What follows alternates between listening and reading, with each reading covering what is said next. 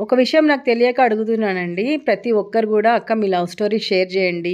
మీ లైఫ్‌లో జరుగుతున్నయి షేర్ జేయండి అని జెప్పేసి ప్రతి ఒక్కరన్నారు.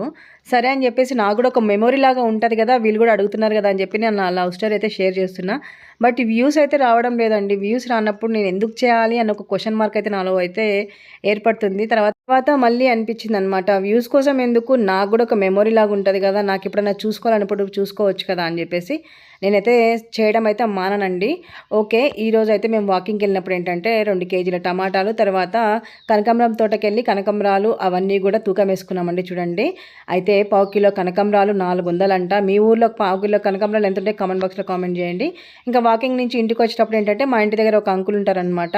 వాళ్ళ చెట్టుకి బొప్పాయికాయలయినాయి. అయితే వాళ్ళు ఎప్పుడు నాకెప్పుడు అడుగుతూ ఉంటాను. అంకుల్ బొప్పాయికాయలు మాకివ్వరా? ఎప్పుడు మీరే తింటారా? అంటే పాపం ఆయన ఈరోజు కట్ చేసి నాకొకటి, స్వాతికొకటి ఇచ్చారనమాట. అవి తీసుకొనైతే ఇంటికొచ్చేసినాం ఫ్రెండ్స్. Bye bye.